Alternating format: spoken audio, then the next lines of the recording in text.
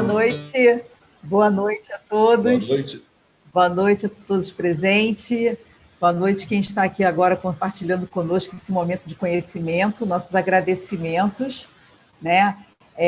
Eu sou Meire Cristine, coordenadora de Segurança Pública e Saúde do Trabalhador do IPES.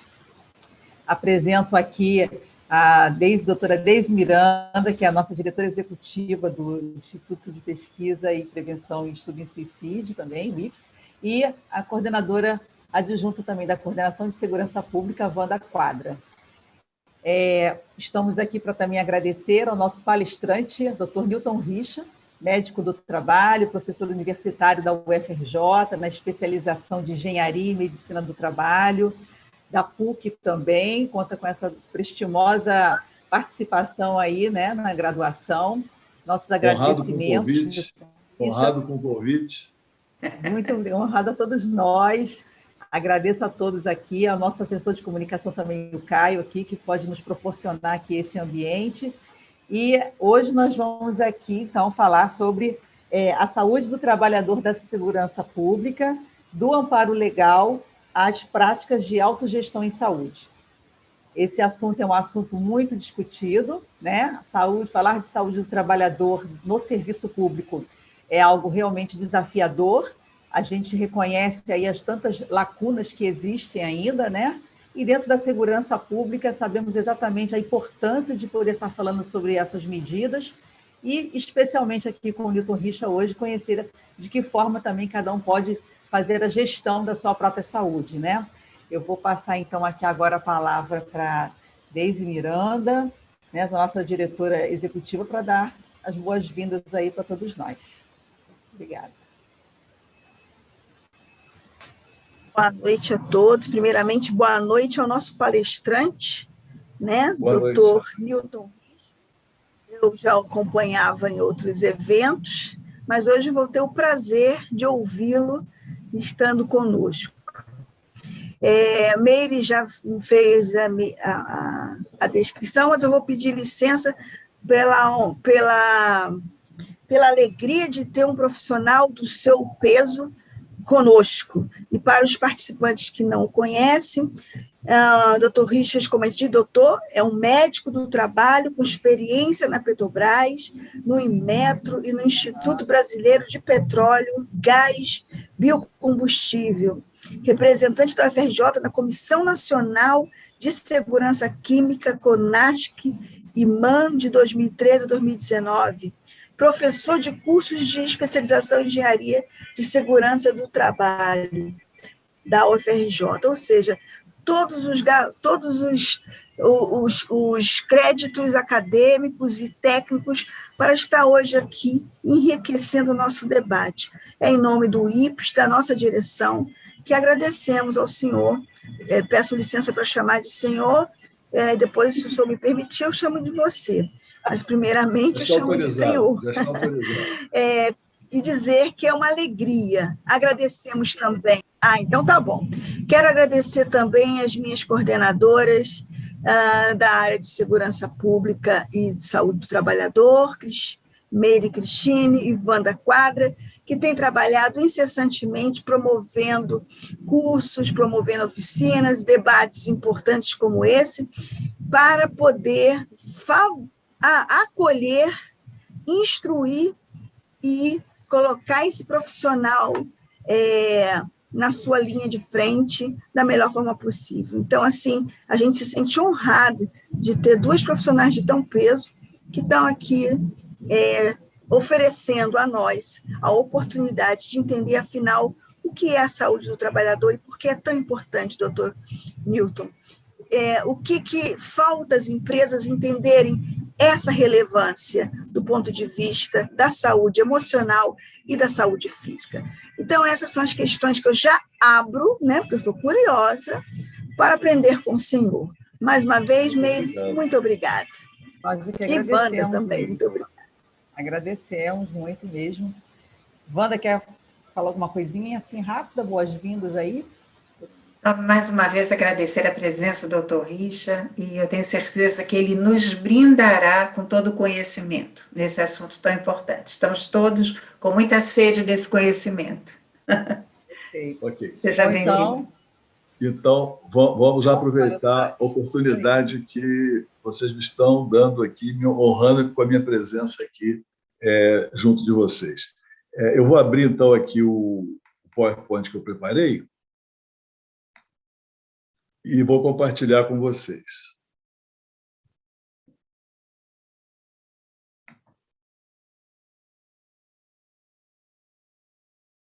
Está visível? Ainda não. Ainda não, doutor Richard.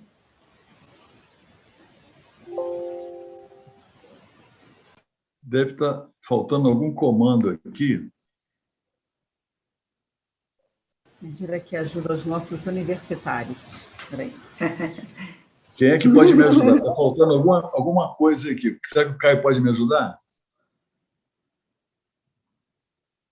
Para eu poder abrir O senhor está com a apresentação aberta no seu computador? Já está aberto, já está aberto. Aí, clicou no share screen, compartilhar. Ok, aqui está, agora apareceu. Tá. Pronto. Agora acho que está indo. Sim, agora está indo.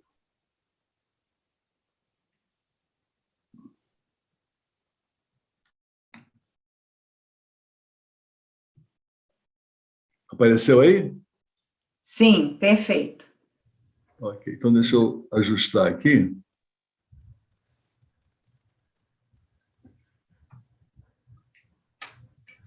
Bom, ok, podemos começar então? Estão me ouvindo bem? Está perfeito, Nilton. Sim, tudo ok. Estamos bem. Tá bom, desculpem aí o transtorno. Então, pessoal, nós estávamos conversando aqui antes de ser aberta a reunião, né? Estávamos conversando e eu dizendo que achava difícil, né? Um desafio trabalhar na área da saúde. Até que, por intermédio da Meire, minha colega de mestrado na UF, eu me aproximei da área de segurança pública. Então, eu quero dizer da minha admiração pelo trabalho de vocês e da minha satisfação de poder estar aqui, de alguma forma, contribuindo. Essa pergunta, né, eu faço com frequência nas minhas reuniões. O que pode ser mais importante que a saúde? E, de uma maneira geral, a resposta é negativa, né? Nada pode ser mais importante que a saúde. O problema é que muita gente só valoriza a saúde quando a perde.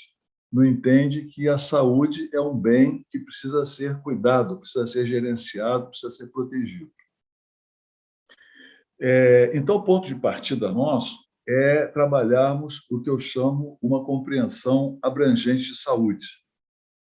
A OMS definiu saúde em 1946 como estado de completo bem-estar físico, mental e social.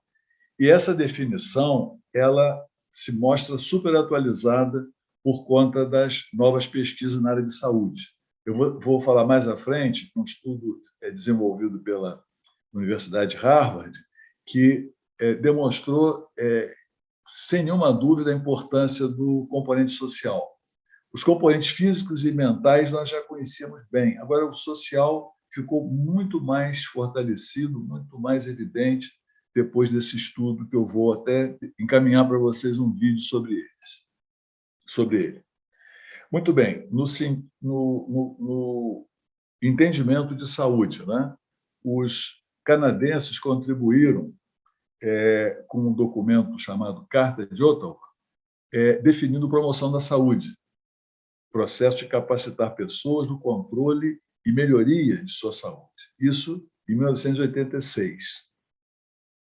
Depois nós tivemos a nossa legislação, a Lei 8080, de 1990, que também dá um significado bastante abrangente à saúde, relacionando os níveis de saúde com alimentação, moradia, educação, saneamento básico, renda, trabalho, meio ambiente. E, alguns anos depois, o Legislativo fez uma mudança e acrescentou a atividade física. Então, está sublinhado aí no texto atividade física. Esse item, que é muito importante para a saúde, foi incluído em 2013.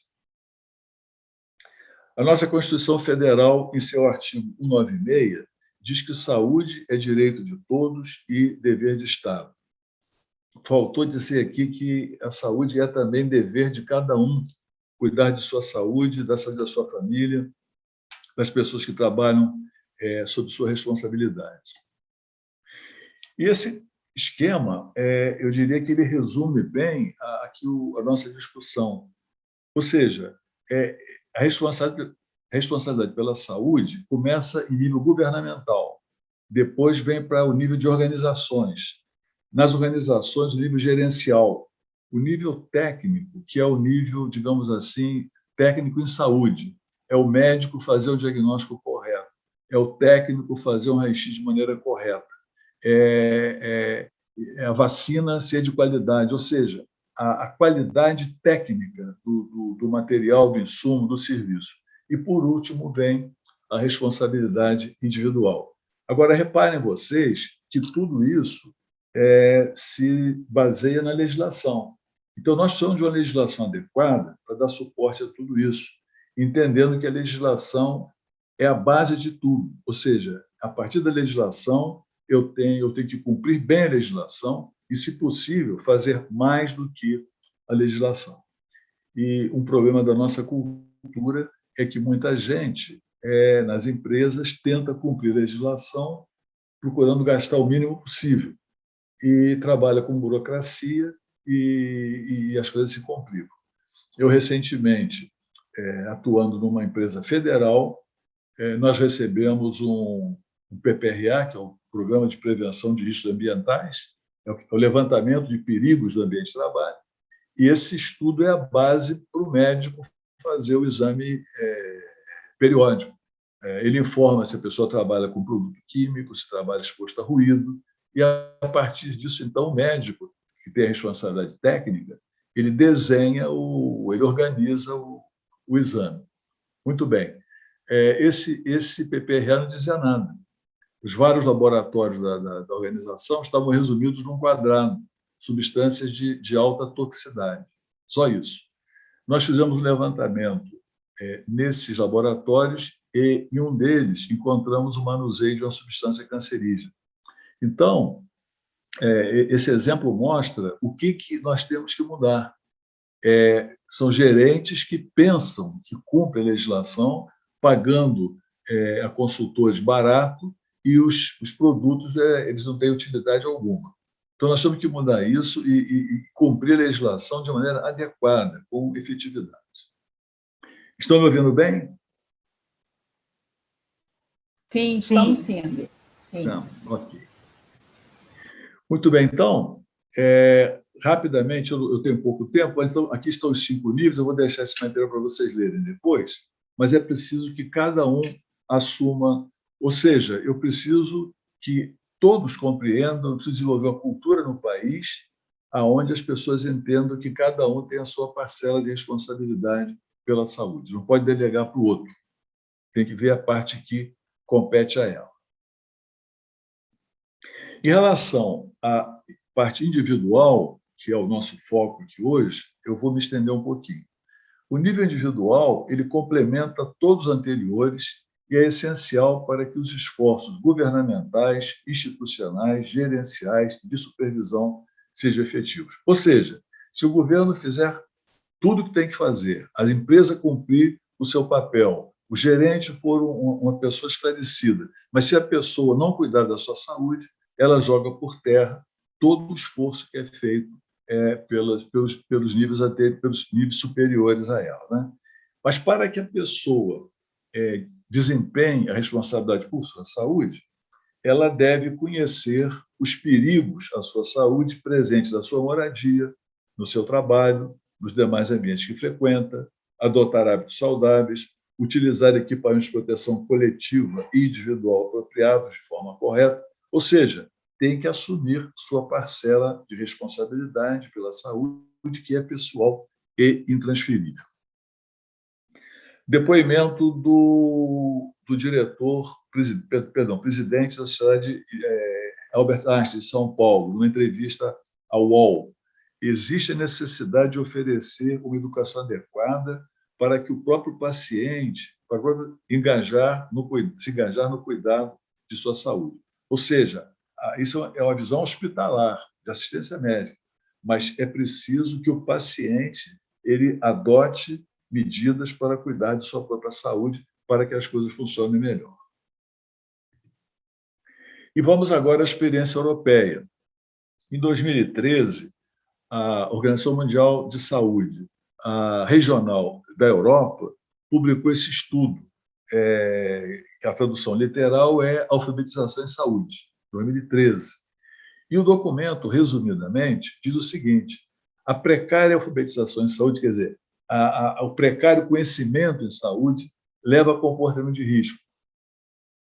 A alfabetização em saúde reforça a resiliência individual, que é o grande objetivo aqui do nosso encontro, é orientar o profissional de segurança pública a aumentar a sua resiliência, porque aquilo que ele enfrenta no dia a dia é muito agressivo, é muito perigoso. E o caminho para isso é o aumento da resiliência individual e coletiva com melhora de saúde e bem-estar. E nós vamos ver algumas medidas aqui que ajudam nisso. Essa publicação, que eu recomendo a todos, identifica formas práticas e efetivas de como as autoridades podem tomar medidas para fortalecer a alfabetização em saúde nos diversos ambientes. Então, a definição de alfabetização em saúde, eu vou deixar para vocês verem depois, significa mais do que a capacidade de ler panfletos e fazer consultas, é realmente compreender, entender, participar do processo, e ao melhorar o acesso das pessoas às informações de saúde, sua capacidade de usá-las efetivamente, a alfabetização em saúde gera empoderamento, ou seja, a pessoa se sente capaz realmente de fazer autogestão de sua saúde, por conta do conhecimento sólido em saúde adquirido. Outro ponto importante na nossa realidade é a falta de alinhamento de objetivos entre a empresa e o plano de saúde que ela contrata.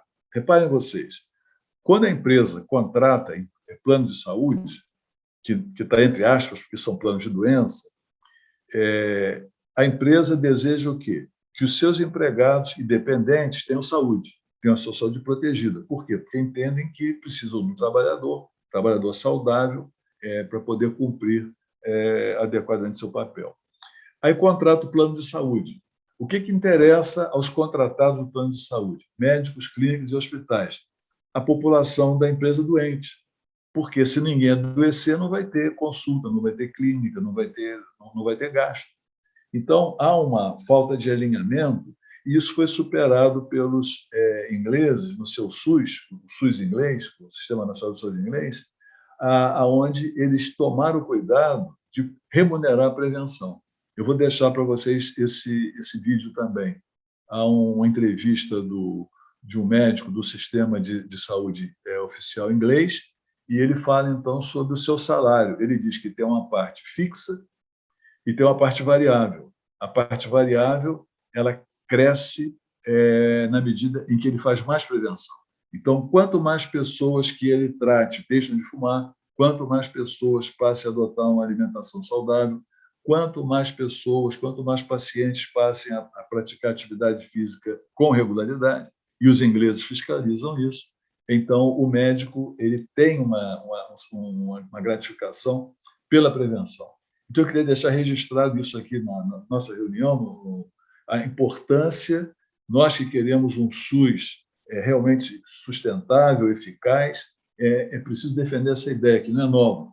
Os ingleses já praticam isso desde o pós-guerra, após a Segunda Guerra. E aqui está o que eu acabei de falar. O Sistema Nacional de Saúde inglês remunera a atividade preventiva do médico. Então, meus amigos, eu hoje vejo saúde como uma resultante dinâmica, né, de fatores culturais, políticos, econômicos, educacionais, sociais, ambientais e pessoais. Nós vamos focalizar os fatores pessoais, nós vamos circular rapidamente por esse esquema aqui. Então, a interação que resulta na nossa saúde, ela começa durante a gestação, vem o parto, Então, nós temos aqui a concepção, a gestão, o parto, infância, puberdade, juventude, maturidade e velhice, né? Aqui está a nossa vida. E, ao longo da nossa vida, nós temos influência de fatores culturais, políticos, econômicos, sociais e ambientais. São fatores externos à pessoa. Mas nós temos, na parte de baixo da elipse, os fatores ligados à pessoa: a genética, a idade, o sexo, a educação, a renda, trabalho, hábitos, emoções, suporte social, relações sociais, alfabetização e saúde, são aspectos que nós vamos abordar aqui. Então, há coisas aqui que a pessoa pode modificar, pode trabalhar em benefício da saúde, enquanto que os fatores culturais, políticos, são fatores externos à sua vontade. Então, o fator cultural, que eu diria que é o mais importante. Vejam vocês a diferença de como o brasileiro enxerga a saúde e como o japonês enxerga a saúde. Então, isso aqui é uma consulta ao Google Imagens, e eu coloquei lá, Saúde Brasil. O que vem? Vem uma visão medicalizada. É médico, seringa, sangue, enfermeiro, cruz, a imagem. Isso aqui foi uma coisa interessante, que eu estava na PUC dando aula, e o professor que me convidou, enquanto eu falava para os alunos dele, ele foi no Google Imagens, aliás, ele foi no Google Tradutor e passou saúde para japonês. E aí consultou saúde no Google Imagens. E aí ele me presenteou com essa imagem que eu uso muito. Veja você a diferença. O japonês não enxerga a saúde como algo dependente do médico. Liga bem-estar, a atividade física, o vigor físico, a natureza, mas não vincula a saúde com... Então, uma das coisas que nós temos que fazer no país é desenvolver, é amadurecer a nossa cultura de uma cultura de saúde medicalizada para uma cultura de saúde mais adequada, mais apropriada. Outra coisa que é preciso a gente difundir é o conceito de saúde pública. Há, com frequência, confusão entre hospital público e saúde pública. Então, a TV está criticando o atendimento no hospital público e fala mal da saúde pública. Não, aquilo é um hospital público. A saúde pública é um conceito muito maior. É definida como arte e ciência de prevenir doenças e acidentes, prolongar a vida produtiva das pessoas e promover a saúde e a eficiência mediante o esforço organizado da sociedade. Então, na saúde pública, estão integrados os esforços públicos e privados. Todos os atores relacionados à saúde, que atuam no campo da saúde, compõem a saúde pública, incluindo aspectos preventivos e aspectos de tratamento. Então, saúde pública é um conceito que tem que ser melhor compreendido aqui no nosso país, inclusive a partir da nossa mídia, que deve ser orientada a divulgar a informação correta. Então, saúde pública engloba atividades educativas, não se consegue melhorar a saúde sem educação. Saneamento ambiental é outro elemento essencial. Medidas preventivas de doenças e lesões, que nós temos que aprender a fazer. Nós praticamos pouco a prevenção.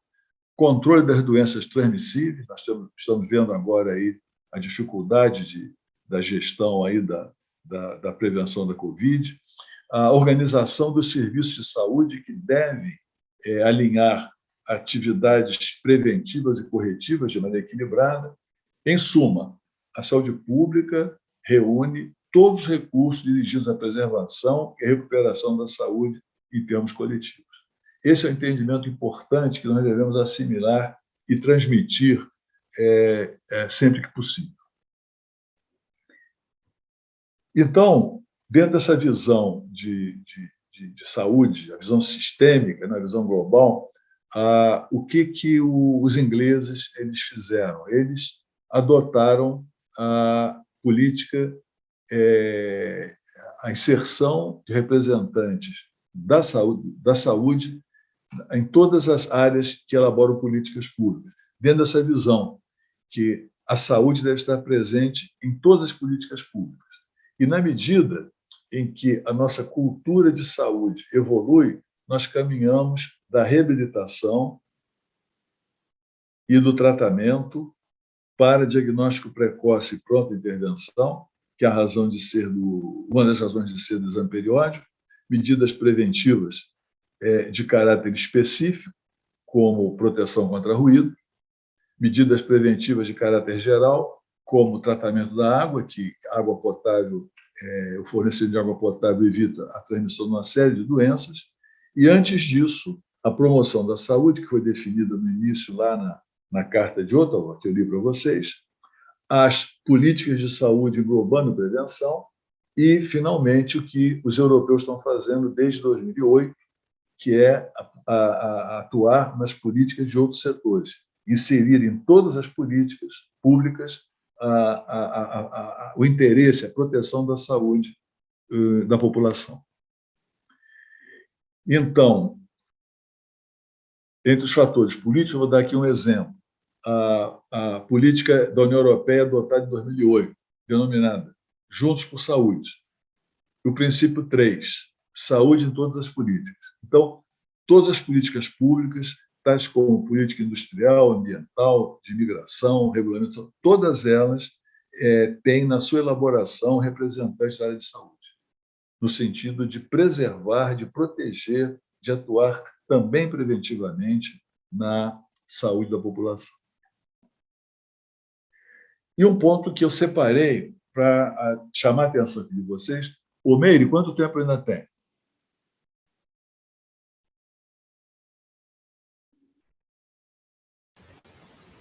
Alô? Tenho 15 minutos. 15 minutinhos. Oi, 15 minutos. Tá. Vocês ouviram bem o que eu falei até aqui? A audição está boa? Está ótimo. Tá ótimo. Sim, sim. Okay. Muito bom. Okay. Vamos em frente, então. Então, agora, as emoções. São questões pessoais. Há um conceito recente chamado estilo emocional. Então, o que é isso? A gente recebe dos pais a informação genética, né? E, ao longo da vida, tem um processo educacional. Então, a interação da nossa genética com a educação gera o nosso estilo emocional, que os especialistas dizem que isso é como uma digital. Não há duas pessoas com o mesmo estilo emocional. Os fatores que compõem são vários fatores, de modo que as variáveis são tantas que você não encontra duas pessoas com um estilo emocional exatamente igual. E o estilo emocional resulta, então, dos circuitos cerebrais criados no início da vida pelos genes herdados dos pais e das experiências da vida no campo educacional em geral. Ele pode ser modificado no sentido de melhorar a resiliência, que é um fator importantíssimo, como eu disse, aqui na saúde do profissional de segurança pública. Inclusive, eu vou encaminhar para vocês um artigo que eu fiz sobre o dia 28 de abril, anteontem, o Dia Mundial da Segurança e Saúde no Trabalho. E a OIT recomendou para esse ano que as empresas aumentem a resiliência dos profissionais de segurança e saúde do trabalho para poderem prestar um serviço melhor às organizações. Então, a emoção tem a ver com a resiliência. O estilo emocional tem a ver também com intuição social, sensibilidade aos estados emocionais e fisiológicos, mecanismos para lidar com situações difíceis. Enfim, o estilo emocional tem essa complexidade grande que eu sugiro depois, vou fazer referência. Aliás, esse livro que está aqui referenciado, O Estilo Emocional do Cérebro, eu recomendo fortemente. Quem quiser aprofundar as informações aqui, esse livro tem bastante coisa do que eu estou apresentando aqui. Inclusive o conceito de neuroplasticidade. Do mesmo modo que o atleta aumenta os músculos e, com isso, aumenta a sua força, os nossos neurônios, eles, sem aumentar de volume, eles aumentam a sua capacidade funcional. Ou seja, o exercício mental funciona como o muscular, só que o resultado é diferente. O exercício muscular fortalece o músculo. O exercício neurológico ele fortalece nossas emoções. Então, o que os pesquisadores da área de neurociências chamam hoje de neuroplasticidade é que nós podemos modificar não a morfologia, o cérebro não cresce, mas o funcionamento, as conexões entre os neurônios, elas são modificadas pela atividade mental. E isso é uma descoberta muito interessante que dá às pessoas, empodera as pessoas, dá às pessoas capacidade de melhorar o seu estilo emocional. Como? Através de exercícios mentais, relaxamento, meditação, afirmações e visualização. Eu vou dar um exemplo pessoal. Eu me irritava muito no trânsito. Aí estava lendo o livro do Davidson e resolvi fazer o seguinte exercício. Eu entro no carro e passei a entrar no carro e repetia 3 vezes. Hoje nada vai me irritar. Hoje nada vai me irritar. Hoje nada vai me irritar. Insisti com isso até notar que realmente não estava mais me irritando no trânsito. Então, hoje, quando eu sinto alguma irritabilidade, eu volto a fazer exercício e dirijo com toda tranquilidade. Então, essa coisa funciona. As afirmações, a meditação, o relaxamento, então, isso tudo funciona se bem praticado, sob a forma de um hábito saudável. Então, acrescenta o Davidson, a relação entre emoções positivas e saúde tornou-se uma das descobertas mais fortes e consistentes da medicina comportamental da atualidade. Isso é uma coisa interessante. As emoções boas, elas fortalecem a nossa saúde. Então, há vários estudos citados no livro. Um deles é esse aqui da Universidade de Carnegie, com 304 voluntários. Os participantes com maiores níveis de emoções positivas, ou seja, níveis de alegria, de gratidão, de satisfação, autoestima, essas pessoas tinham praticamente 1/3 da probabilidade de pegar resfriado, em relação ao grupo que descrevia menor número de emoções positivas. Há um estudo com freiras, aqui na Universidade de Kent, anotações feitas por freiras com idade média de 22 anos, em diários, cartas e outros documentos. Então, os cientistas codificaram todas as palavras que indicavam experiências emocionais positivas, negativas ou neutras. Quando calcularam a frequência e utilização de palavras e frases que transmitiam emoções positivas, os cientistas descobriram que quanto maior seu número, maior a probabilidade que a freira estivesse viva 60 anos após. Então, há uma diversidade grande de estudos mostrando a relação entre. E há outros estudos hoje mostrando, por exemplo, a emoção negativa, o medo, muito explorado agora nesse período, o medo, a irritabilidade, a inveja, a falta de paciência. Esses fatores todos, eles liberam cortisol no nosso sangue, liberam fibrinogênio, que são elementos que favorecem a inflamação. Então, a pessoa tem tendência para artrite, a pessoa tem tendência para doença pulmonar, tem tendência para doença do fígado. Com essas emoções negativas, ela favorece essas doenças todas. Então, hoje há um consenso de que a pessoa inteligente deve cultivar emoções positivas para o seu próprio bem. E uma coisa interessante foi minha descoberta. Eu era colega da comissária Meire no mestrado na UF, e nós estávamos estudando esse texto, os 10 princípios para atingir a cultura de segurança total. E nos 8 princípios anteriores, o psicólogo Scott Geller, o autor, né, que é uma autoridade no assunto, ele nos explicava que a segurança no trabalho é uma rede, depende de múltiplos fatores. Então, nós temos que olhar essa complexidade e tal.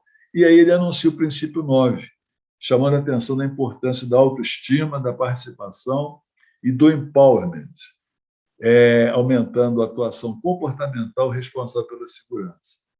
E eu, naquela época, achava que a autoestima era uma coisa superficial. E aprendi que, na verdade, a autoestima é o nosso principal valor. tudo que nós falamos aqui até o momento, para a pessoa, a coisa mais importante é o que ela pensa de si própria, como ela se vê, é autoestima. Então, a partir desse trabalho, desse texto, eu comprei um livro sobre autoestima que eu vou mostrar aqui na frente e passei a ter uma compreensão mais abrangente desse conceito. Então, acho que eu fiz não importância. Ok, então está aqui. O livro é do canadense Nathaniel Branden, intitulado Como Aumentar a Sua Autoestima. É um livrinho pequeno, mas olha a coisa interessante que ele fala. Não consigo pensar no único transtorno psicológico, a não ser os que têm origem em algum problema biológico, que não esteja relacionado à baixa autoestima.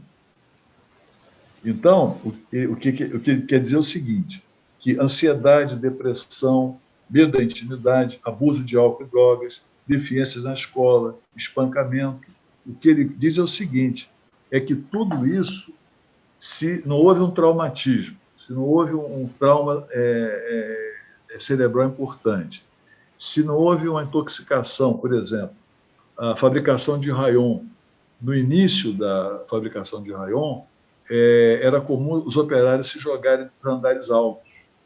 E se verificou que era problema de uma substância chamada disulfeto de carbono, que é um potente neurotóxico, que era usado na fabricação de rayon.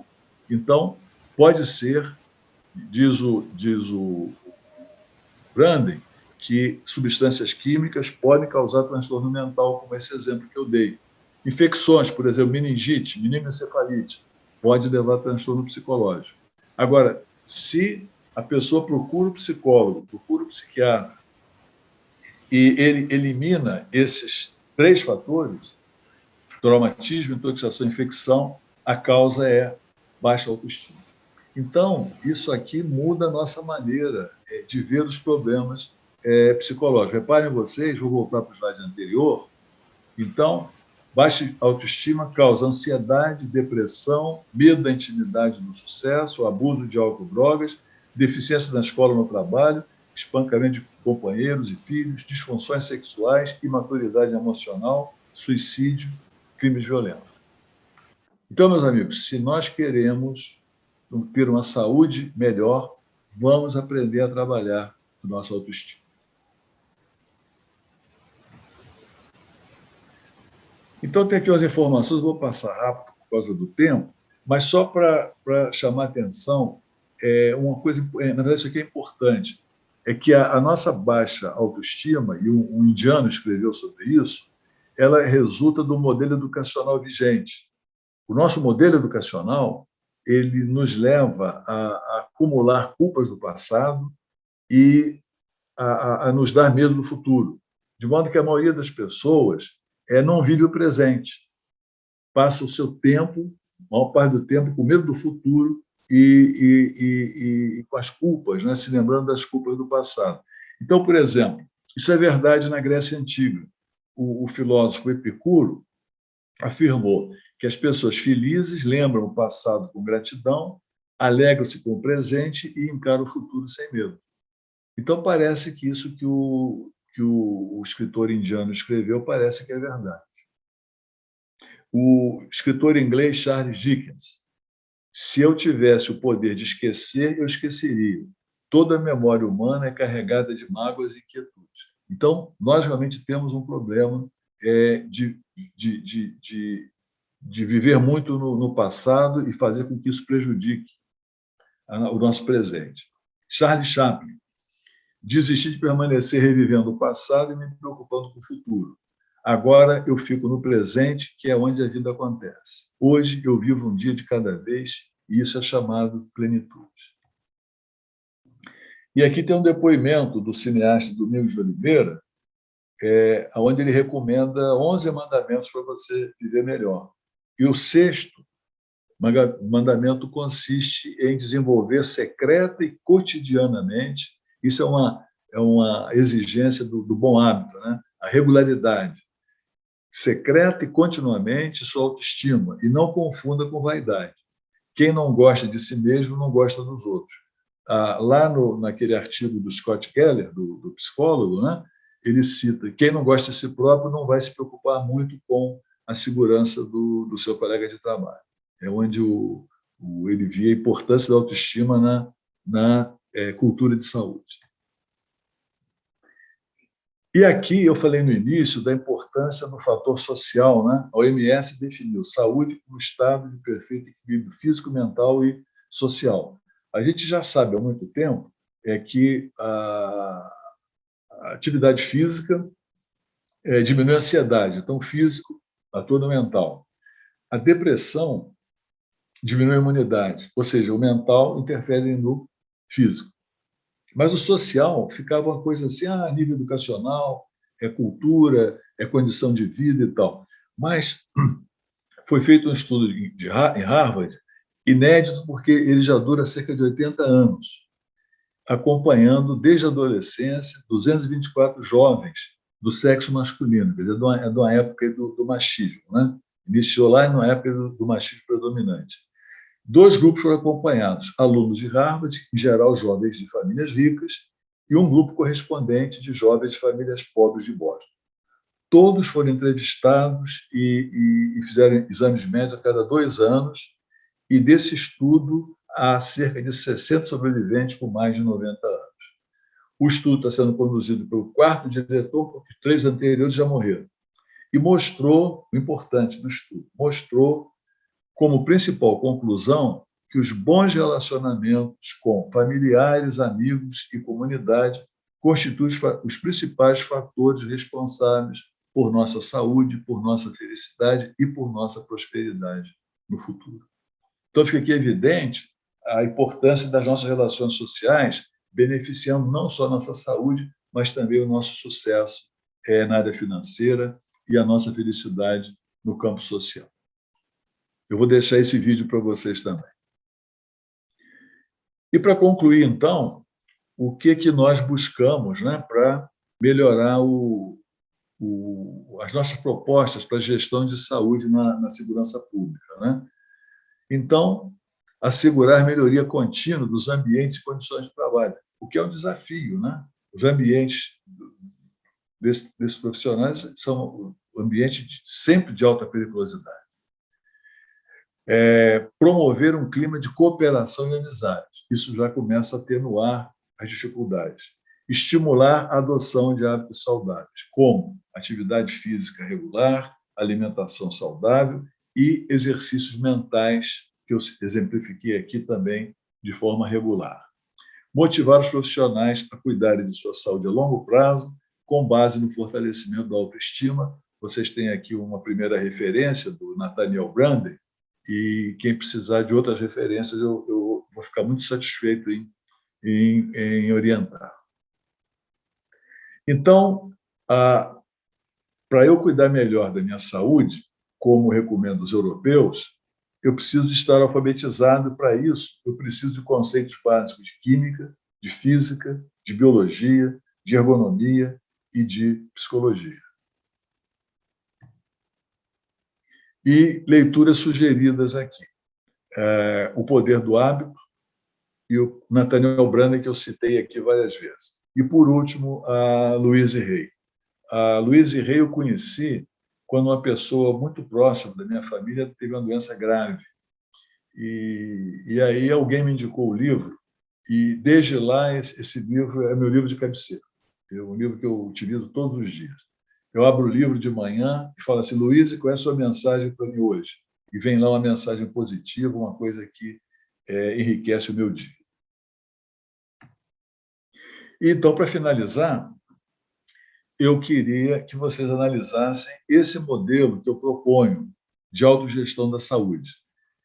Nós temos, à esquerda, os fatores benéficos à saúde e os nocivos, né?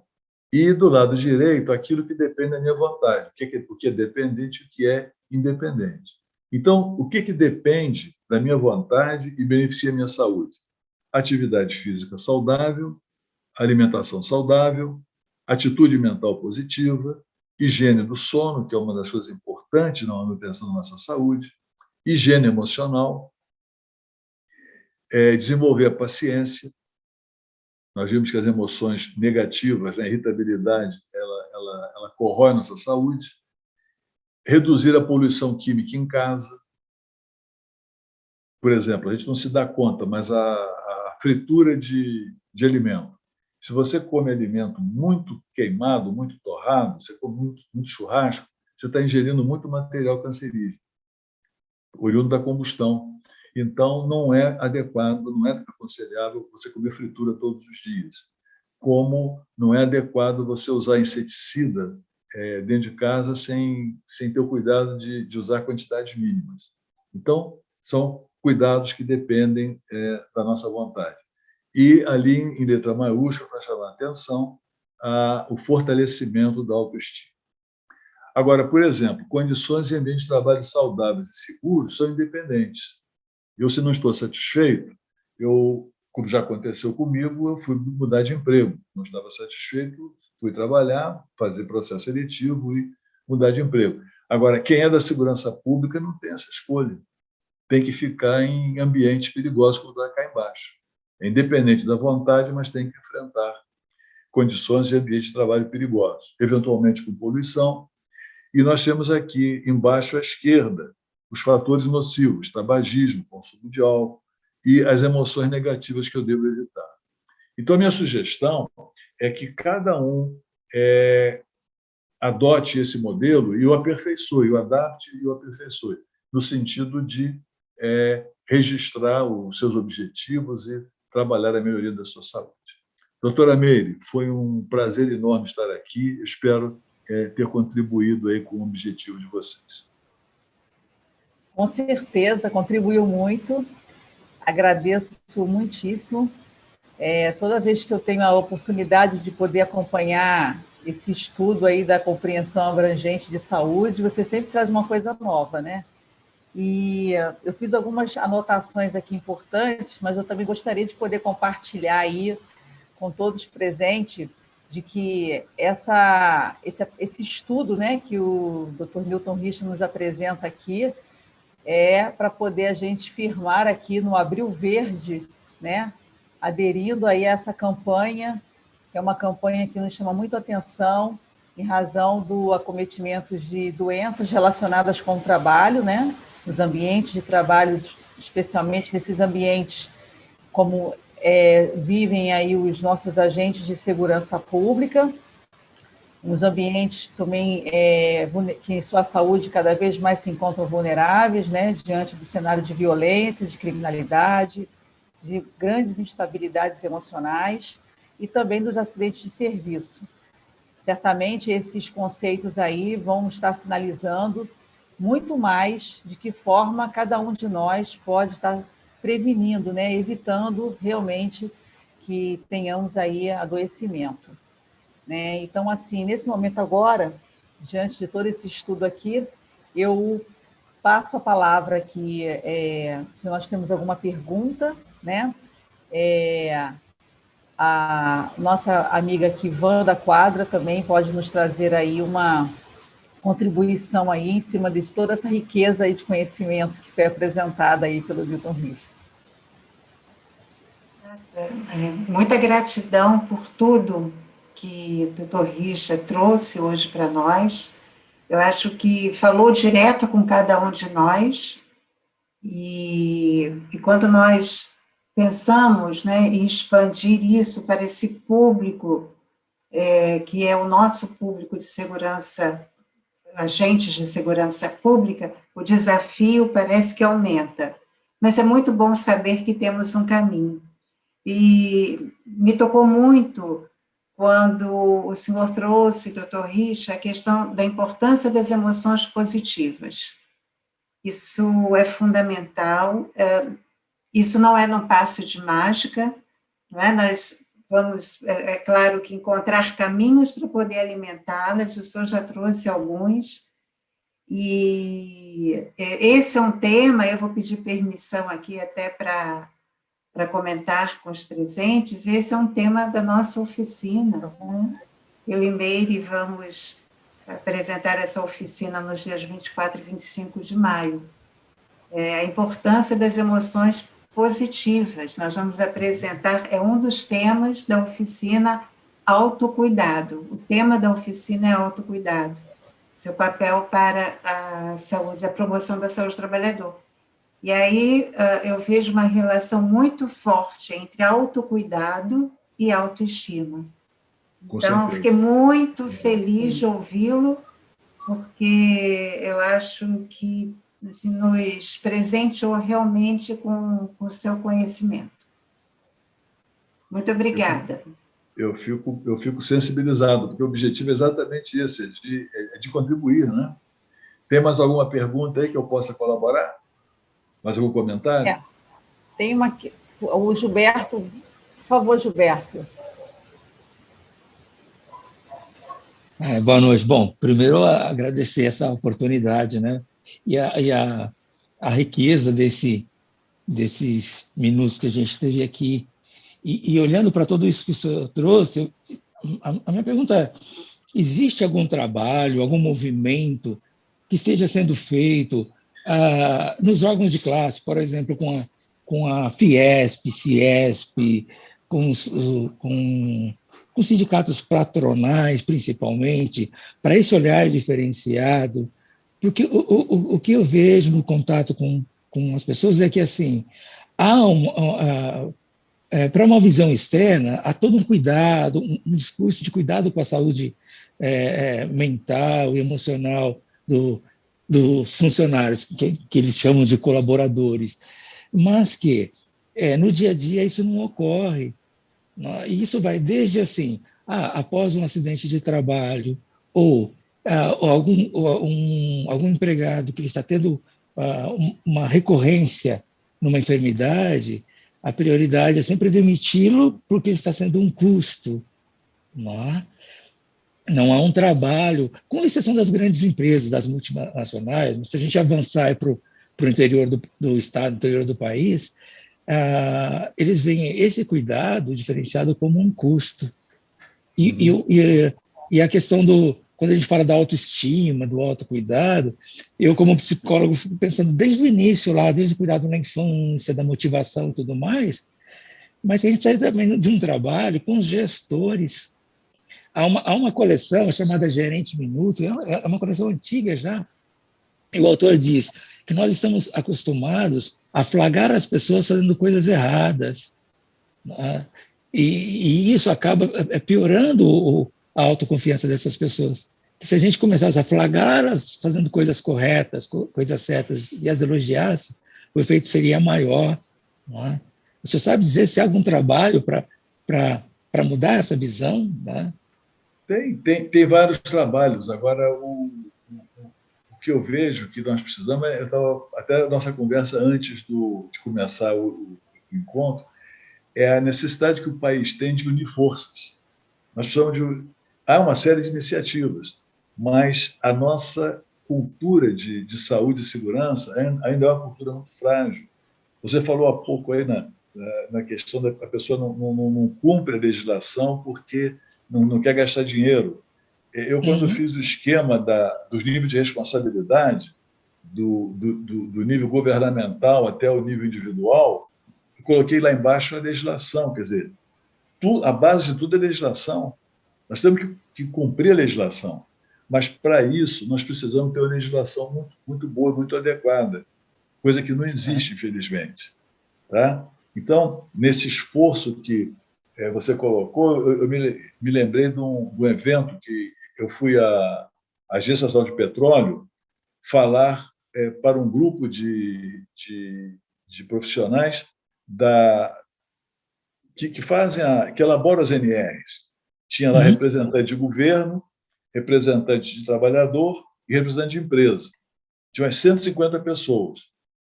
E a discussão era em relação à plataforma de petróleo. Vai ser feita uma nova regulamentação específica ou continua anexo de uma outra norma? Essa era a discussão. E me chamaram para falar. E eu estive lá, que eu trabalhei no Inmetro muitos anos e trabalhei no Instituto de Petróleo. Então, estou dentro da área ali. Né? E aí, durante o meu tempo de Inmetro, foi publicado lá um guia de boas práticas de regulamentação, que eu recomendo sempre. Guia de Boas Práticas de Regulamentação. Você encontra lá no site do Inmetro. Tá? Esse guia foi feito com base no que existia de melhor nos países desenvolvidos. Uma coisa bem feita. 150 pessoas ligadas à elaboração de NR, elaboração de regulamentos. O Inmetro é o órgão oficial de regulamentação. Tem uma publicação de qualidade. Quantas pessoas naquela sala conheciam o documento? 0. Esse é o nosso desafio. Divulgar informação, entendeu? Juntar forças, porque eu coordenei um evento com noruegueses sobre petróleo. O que os engenheiros trouxeram para nós? A Noruega descobriu o poço de petróleo. A Noruega era bacalhau e agricultura. Era um país pobre. Descobriu aquele poço de petróleo e viu ali que podia mudar. E aí, o que eles fizeram? Simplificaram a legislação, reduziram a burocracia, designaram um órgão apenas para lidar com o petróleo e alinharam a legislação com segurança e saúde no trabalho. Ou seja, se você cumpre bem os requisitos de segurança e saúde, você está cumprindo e ambiente, você está cumprindo a legislação. Eles atribuem a isso uma das razões do sucesso internacional da Noruega. Ok? Então, eu diria, para simplificar tudo, temos que juntar as pessoas que querem um país melhor e consolidar uma cultura de saúde, segurança e meio ambiente. É o que nós temos que fazer. Todas as áreas. Ok? Sim. Ok, perfeito. Alguém gostaria de fazer alguma pergunta? Mais, Deise, por favor. Quero agradecer pela riqueza e a qualidade da sua exposição, doutor. E me fez pensar várias questões, porque a gente no IPS tem essa tradição, tem a linha de pesquisa relacionada à saúde do trabalhador, também à segurança pública e à saúde mental. Eu acabei de dar um curso em que a gente discutiu justamente esse ponto que o Gilberto colocou. Por que ainda é tão difícil, por mais que se tenha os aspectos legais, por mais que se tenha um trabalho como esse que o senhor apresentou, riquíssimo, que isso é inovador, você conseguiu demonstrar o quanto que a autoestima, o quanto o pensamento positivo pode ajudar na qualidade de vida no trabalho, né? Isso é fantástico. Mas por que as lideranças não compram essa premissa?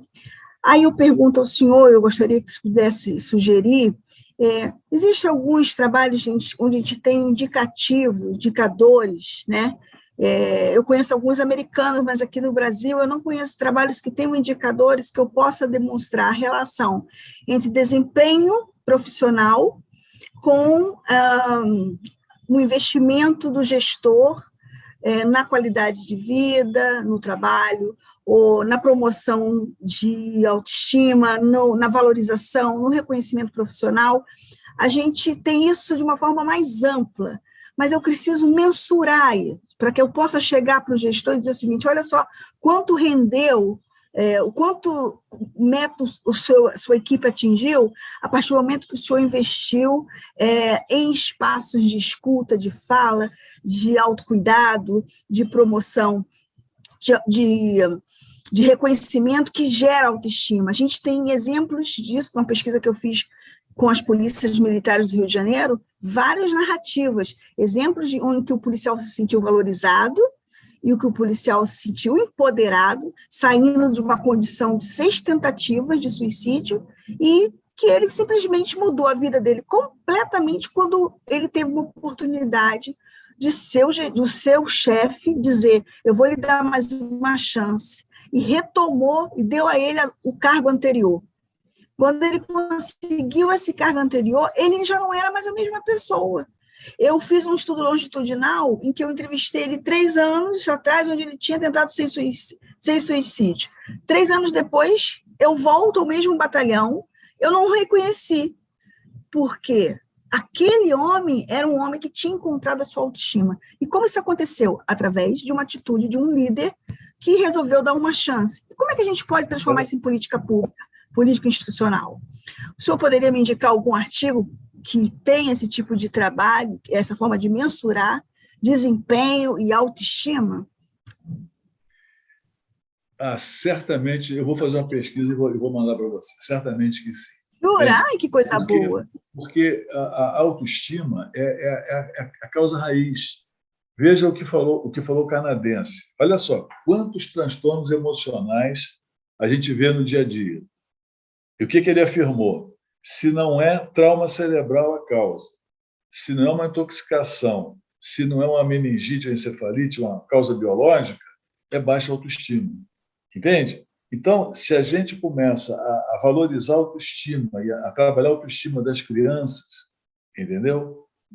Trabalhar a autoestima das crianças, trabalhar os professores para não baixarem a autoestima das crianças, ao contrário, fortalecerem, e formar os pais, entendeu? Porque há uma questão cultural. O indiano que escreveu sobre autoestima e escreveu algumas coisas interessantes, ele falou o seguinte, que o modelo educacional inglês gera baixa autoestima. Por quê? Porque o objetivo do inglês não era a felicidade, era manter os povos pacificados. E uma das maneiras de fazer isso, inteligentemente, é reduzindo a autoestima. Mas isso aqui vai nos levar para uma divagação maior, que não é o caso.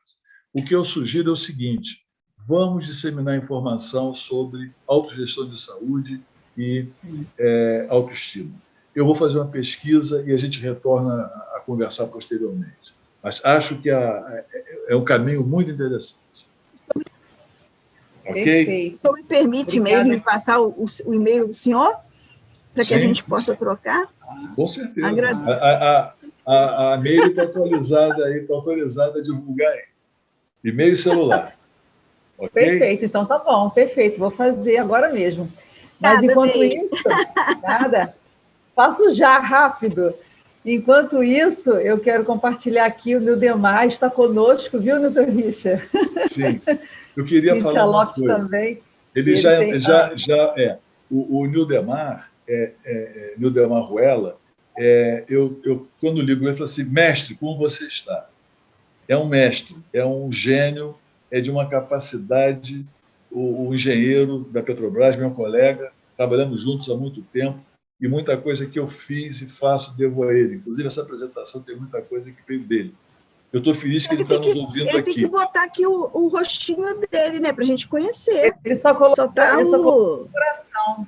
E tem o seguinte, nessa linha da preocupação da Meire de criar uma norma regulamentadora, alguma coisa específica para a segurança pública, quem tem nos ajudado e já nos deu uma quantidade imensa de material é o Nildemar. Então, vai aqui o nosso reconhecimento, o nosso agradecimento, e seguramente vai continuar nos ajudando aqui até nós termos um documento legal, adequado, aí, dentro da nova visão aí da regulamentação. Professor Nildemar, meu muito obrigado a você, mais uma vez. É um prazer para nós. Mas ele fez aqui um comentário, ele botou assim, olha, há 30 anos atrás, numa obra no Brasil, ocorriam muitos acidentes e afastamentos. Aí a empresa deu $0,5 por hora, sem acidente. Aí um trabalhador fiscalizou o outro e se formou, então, uma cultura de saúde e segurança do trabalho. Você falou no início, né? A gente precisa premiar a prevenção, né? Remunerar a prevenção. Né? Olha só, é uma medida inteligente, né? A gente, às vezes, perde muito tempo para falar no problema e não coloca tanto esforço, tanta energia em cima da solução, né? A gente faz exatamente aquela demonstração que você colocou do Google, né? Como é vista a saúde no Brasil. Eu tenho também aqui outra consideração aqui, muitos elogios, viu, Nilton Richard? As pessoas parabenizando aí pela apresentação, né? A Bel colocou assim, é Bel, né? Se quer falar, Bel, fica à vontade também. Ela colocou assim, dentro da atual realidade, como ainda motivar coletivamente através da saúde do trabalhador sem apoio institucional. E aí, doutor Richard? Você tem que... Não pode... é que nem vocês da segurança pública fazem. Com toda dificuldade, vão em frente, não é assim? Então, é a mesma coisa. Nós temos que ir em frente. A realidade é desfavorável, tudo é difícil, mas nós temos que ir em frente, porque nós temos muitas fraquezas no nosso país, por conta aí de questões políticas e tal, mas nós temos um país riquíssimo, uma natureza riquíssima, nós temos que olhar o outro lado, entendeu? Os portugueses nos negaram uma coisa que os espanhóis não conseguiram. Os espanhóis tiveram aqui um domínio tão grande quanto e tudo ficou fragmentado. Os portugueses conseguiram nos passar um continente, um país continental. Então, nós temos que trabalhar para isso, superar as dificuldades. E eu volto a falar que o nosso esforço coletivo, de uma certa maneira, é o que me traz aqui, é colaborar com o esforço da Meire para a gente melhorar o país. Tem que aumentar a corrente. Acho que o caminho é trazer mais elos, né, para a nossa... E de quanto mais gente preparada, motivada e tal, maior vai ser o nosso resultado. Mas a minha receita é essa: vamos em frente, não vamos desanimar, não. Há muita dificuldade, mas nós temos que perseverar e nós vamos conseguir. Perfeito. E olha só, o Nildemar ainda reforça aqui, olha, ele disse que a empresa foi a Shell, e porque ele ratifica que é muito mais barato aumentar a autoestima dos trabalhadores e premiar boas ações do que realmente tratar acidentes e doenças, né? Que é muito mais oneroso, né? E, de repente, é um caminho até irreversível, muitas vezes, né? Dentro desse contexto da segurança pública, então, Milton Richard, eu pontuei uma coisa bem importante aqui, que a gente se louva muito nas leis, né? E as leis que falam muito dessas políticas públicas voltadas para a saúde e segurança do trabalho, eu não me lembro de estar lendo alguma coisa que falasse de autoestima, que falasse de felicidade, que falasse de autogestão e saúde nessas leis, né? Uhum. E talvez seja essa uma das grandes dificuldades que nós temos no serviço público de fazer valer as leis, né? Porque a gente observa que existe uma grande lacuna ainda no cumprimento dessas leis. Na iniciativa privada, nós temos as sanções, as multas, né? Que a própria CLT traz esse grande, não digo peso, não, porque é um cumprimento legal e é um dever e direito também de ser feito desse jeito, mas o cumprimento fica mais certo de acontecer do que no serviço público. E, pelo que eu vejo, muitas das coisas em relação a acidentes de serviço de doenças poderiam ser atenuados, né, preveníveis diante dessa conduta de autogestão aí em saúde, né? É um caminho que realmente, viu, Wanda? E desde assim, na segurança pública, que a gente deve colocar toda a nossa energia aí, né? Essa energia positiva, porque a gente fica buscando soluções, às vezes, em métodos onerosos, e muitas das vezes essa solução está dentro de nós, né? É um olhar assim todo especial para dentro, né? Para cada um de nós. Eu acho que a gente começar a se auto-perceber e que realmente vai chegar também a reconhecer quando é que a gente precisa de ajuda de um profissional aí, médico, né? Numa situação muito mais assim complexa. Eu faço as minhas considerações. Oi. O completo que você está falando, assim, eu acho que é importante, sim, essa questão do trabalho, dos recursos individuais que a gente tem, mas porque sim, até para nos dar resistência para continuar lutando pelo apoio institucional. Mas o apoio institucional, junto com o nosso recurso interno, é fundamental, porque senão tem pessoas que têm mecanismos de proteção, tem outras que não conseguem, porque não conseguem reconhecer esses recursos. E aí adoecem, né? Então, as duas coisas são importantíssimas.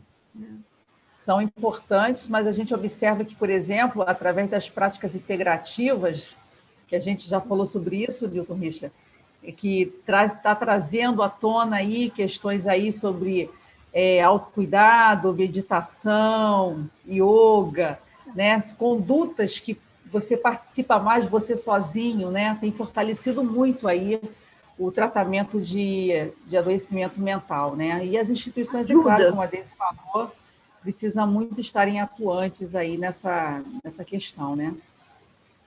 Mas, olha, eu gostaria de saber se alguém mais gostaria de contribuir. Wanda, Deise, os presentes. Marca para a próxima visita, né? Quando a gente encontrar. A gente precisa, exatamente. O doutor Newton vai que ele buscar. vai fazer, né? Eu vou colocar aqui. Vamos pensar já um outro formato de debate, né? Deixando já um gostinho para a próxima. Porque o horário nosso aqui foi tão bom que passou que a gente nem viu. Mais uma vez. Um formato com 2 horas, pelo menos, né? 3 horas, pelo menos. Eu estava comentando. Horas, aí a gente fica sozinho, né? Estava comentando com a Meire que ela me deu meia hora, que eu ia tentar, porque eu gosto da aula de 4 horas, ou 8. Gente, pegar a turma assim, o dia inteiro, entendeu? Porque a gente vai se empolgando e tal, e meus alunos têm resistido. Eles aguentam 8 horas, entende? Então, mas, enfim, a gente aqui resumiu a coisa e eu acho que o mais importante eu passei. Agora, tem mais um depoimento que eu queria fazer, fiquei na dúvida, até consultei a Meire, mas a gente falou sobre isso ontem. Mas é o seguinte, eu tenho ido à missa quando eu estou no Rio aos domingos, e um padre uma pessoa muito legal, ele falou várias vezes em suicídio de padre, suicídio de militar. E aí eu falei, deixa eu conversar com ele, já que a gente tinha esse interesse aqui, essa ligação com o IPES, né, e tal. E perguntei a ele, padre, alguém já lhe falou durante a confissão se tinha ideia suicida? Então, porque a gente sabe que o importante no suicida potencial é você intervir quando ele dá sinais, né, de pensamentos suicidas e tal. Ele falou, já vários casos. Então, eu perguntei a ele se, por acaso, uma pessoa ligada a um organismo governamental, como o IPES, expliquei para ele que era o IPES, procurar um padre e acertar com ele o seguinte, se o senhor souber de alguém com potencial, com pensamento suicida, o senhor pode nos comunicar? Ele falou, doutor Richard, se a pessoa autorizar, a gente comunica. Então, eu estava falando com a Meire, sugerir, quem tiver interesse em experimentar essa área, procurar um padre conhecido e ver se estabelece com ele uma boa relação, porque isso pode ajudar na prevenção, que é é onde a gente vai atuar por último, né? Mas, de repente, nós vimos aí o caso do rapaz que teve o problema e tal e se recuperou. Então, a gente não pode deixar de... Então, eu queria que vocês considerassem isso, pensassem, tá? Se vale a pena... A gente já começou, viu, doutor Richard? Sim. Nós tivemos a oportunidade, nós fomos convidados pela CNBB, desculpa, isso, para fazer uma pesquisa com 2 regionais. Só que isso foi antes da Covid. Por quê? A gente começou a fazer o trabalho de multiplicadores dentro das paróquias, principalmente dentro dos seminários, porque os estudantes, os jovens seminaristas estavam tentando suicídio de madrugada e não poderiam falar sobre isso. E aí nos procuraram. Então, eu fui até lá, começamos a fazer oficina, e eu disse, olha, eu não vou fazer esse trabalho se a gente não levar isso à cúpula, para a gente pensar primeiro um diagnóstico, depois desenvolver um projeto que possa acolher essas pessoas e ensiná-los a acolher quem está em sofrimento. Os multiplicadores de prevenção no ambiente religioso. E eles compraram a ideia. Tivemos com o bispo Orani, tivemos com vários outros bispos, só que a campanha da fraternidade do ano passado seria o dinheiro que ia pagar a pesquisa. Veio a pandemia, não teve a Semana Santa, então não teve dinheiro. Então, a gente combinou que quando tivéssemos a oportunidade, que voltaríamos, mas a gente está sempre em diálogo com o padre Lívio, que é um sobrevivente de suicídio, que está sempre dialogando, que é um estudioso do tema, e esperamos poder desenvolver, não só com os padres, mas também com as pastorais, né, da juventude, para quê? Para que possam aprender a ser multiplicadores. Então, é um tema, é uma área que nós queremos atingir também, mas é bem delicado, porque tem uma cúpula, que tem uma resistência, mas eles sabem que precisam. Todos nós precisamos nos cuidar, né? Mas estamos juntos. Obrigada pela sua preocupação. Não, mas eu parabenizo, porque eu acho que esse é o esforço. Nós temos que aumentar a nossa corrente do bem. Nós temos que associar mais instituições, mais pessoas e tal, e fico satisfeito que vocês já iniciaram isso.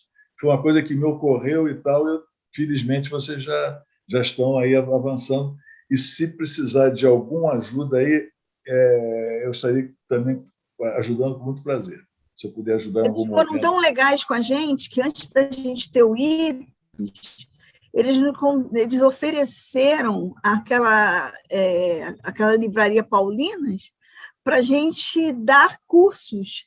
E aí, em troca, nós dávamos bolsa para os estudantes seminaristas, fazer prevenção, e podíamos vender os nossos cursos. Então, a gente tem trocado, né, bastante figurinha, só agora com a pandemia que parou. Mas eu tenho um objetivo, doutor Rich, de criar no IPES um núcleo de estudo sobre questões religiosas, saúde mental, porque a gente vê não só a demanda do padre que está mais vulnerável, não o padre, o pastor, os líderes, mas também como é que eles vão aprender a acolher os seus fiéis. São dois lados que eles trouxeram para a gente. Temos muito trabalho, viu, doutor Rich? Então, assim, bom saber que o senhor está disposto a fazer parte dessa rede. Se torne um amigo da prevenção. O senhor já é amigo da prevenção? Seja o nosso amigo da prevenção, esteja conosco. Já está aqui conosco, votando. Sua camiseta chegou, Gilberto? Ainda não, né? Porque ainda não, estou sem uniforme hoje. Ah, tá, porque quando a gente fala assim, use a camiseta para a gente divulgar, quanto mais pessoas, quanto mais gente nessa rede, é a rede do bem. Estamos juntos. Obrigada, me desculpa, falei demais, tá? Mas é porque eu queria dar esse feedback para ele. Não, eu vou trazer só aqui, tem uns comentários aqui também, porque essa coisa da pesquisa, da autogestão, o pessoal ficou entusiasmado aí, a sugestão da Cíntia da Polícia Militar, de que você poderia fazer uma pesquisa na Polícia Militar sobre saúde do trabalhador, viu só? Já abrindo umas portas aí. A alfabetização saúde, aí a Daniela Cordeiro, como você mesmo colocou, a gestão das emoções são importantes pontos para serem reforçados também pelas instituições. Olha que bacana, né? Deixa eu só ver se tem mais algum comentário. A Bel também falou o seguinte, que essas práticas da yoga, né, da meditação, ela observa que pode haver aí uma tendência de que policiais podem não debruçar tanta atenção para esse tipo de segmento, né? Eu acompanho alguma coisa assim, são práticas que também não são muito assim realizadas nas instituições, né? Mas vale a pena a gente tentar se aproximar disso, né? Para saber se existe aí muito interesse por essas práticas. Bom, enfim, aqui, Mildemar, ele também aqui faz uma referência aqui também, né? De um arquivo aqui que a gente depois vai dar. Muito obrigada. E é isso, gente. Eu aqui encerro as minhas considerações, agradecendo mais uma vez aí ao Dr. Hilton Richa por essa prestimosa colaboração. Trouxe para a gente uma riqueza de informações, assim como é a saúde para nós, como você havia dito, né? Que a saúde é uma grande riqueza, né? Que a gente possui, né? Sem dúvida, a gente precisa saber gerenciá-la da melhor forma. Eu passo para as minhas colegas aqui, se gostaria de fazer alguma consideração também, por favor, depois para o nosso palestrante aqui. Wanda, tem Quero alguma agradecer coisa? a participação de todos e todas aqui. Eu acho que todos nós vamos sair com uma bagagem muito rica com todo esse conhecimento passado. Foi um presente, viu, doutor Richa? Um presente. Eu fico muito feliz com a colaboração e contem comigo. E com o Nildemar. Contem comigo e com o Nildemar. Isso, eu que o Ok? Com diga. certeza. Boa noite a todos. Boa noite, muito obrigada a Bom. todos os presentes. Assim, foi uma honra tê-los aqui conosco. E até a próxima, se Deus quiser. Muito Até a obrigada. próxima. Até a próxima. Boa noite para todos. Obrigada. Olha, todo mundo está convidado para fazer oficina do autocuidado, hein? Vamos cuidar da Wanda. gente. Autocuidado. Caminho para a Aguardamos. autoestima. Ok, estaremos lá. Boa noite. Obrigada, Boa gente. noite. Boa noite. Tchau, tchau. Tem